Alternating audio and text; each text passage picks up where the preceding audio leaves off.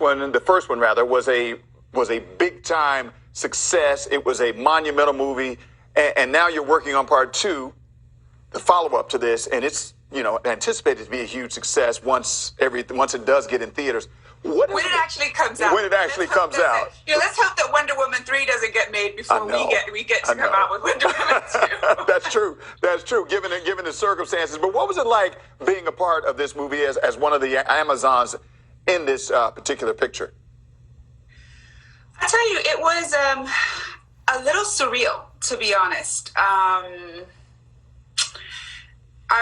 Personally going through, a lot of changes in my own life, I needed to be reminded of who I was. And I mean, being around like Jake Johnson, a silver medalist for England in the track world. And, there's Mo Sassigban, who's a heptathlete who's about to, she was supposed to be coming out in the Olympics, but then that got postponed. But like these women are all so incredible. I mean, to be around all of these, basically Patty Jenkins went around the world and handpicked her Wonder Woman, and if you talk to her, if you ever get a chance to watch any of our interviews, she'll let you know that it wasn't just a physical thing she's looking for. It wasn't just for you to be a great actor. It was for you to be like this person. You had to have this energy about you. You had to have a certain type of aura around you that would work with everybody else. And so to be able to look at myself and say, wow, I'm one of these women and I'm here, was a place for me to really recognize myself. And that felt incredible.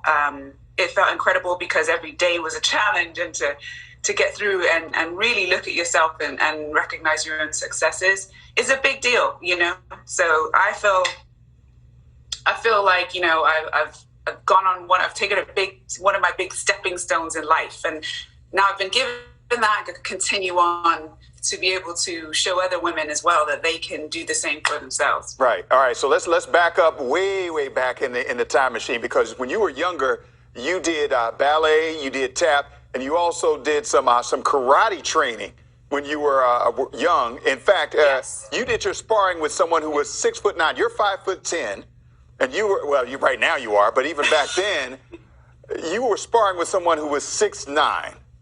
How did that come about? How did that all work out for you? So my father at the time, so I'm from Bath, England, was the karate instructor at Bath University. And so funny, I just met another actor the other day who actually said that she went to Bath University. And I was like, I have never met anybody anywhere I've gone. And they'd be like, oh, yeah, I actually am from Bath, or they've been to the University of Bath. I was like, you know where that's from? And so I had to go because I was a kid, instead of staying at home, I had to go to karate twice a week, and I had to go get my black belt. I didn't quite make it to the black belt because I got to like 13 years old and was like, I'm good now. I'm two belts away from black. I don't really need it. I can take care of myself. But my dad would never take any chances. He would never give me any grace in being 11, 12, 13 years old. It was just like, you're here, you get in the class with everybody else who's in their 20s, and you work hard, kind of like Karate Kid, And so just so happens that my sparring partner was 6'9".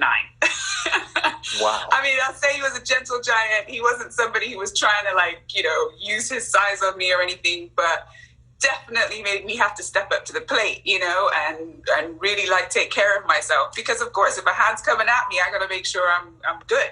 Yeah, it's a big hand. Right. Just 6'9". Okay. At the age, you were fighting somebody or sparring with somebody who was 6'9" at the age of 12. That's interesting. Okay. All right. You also did some ballet and some tap. How did that play into your whole, becoming an Amazon, if you will, or the rest of your life? Oh, my older sister was my very first inspiration in life.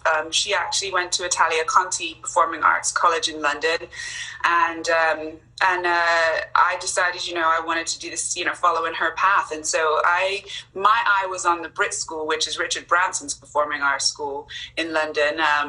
And so, that's what I ended up doing. I went to college there in Croydon.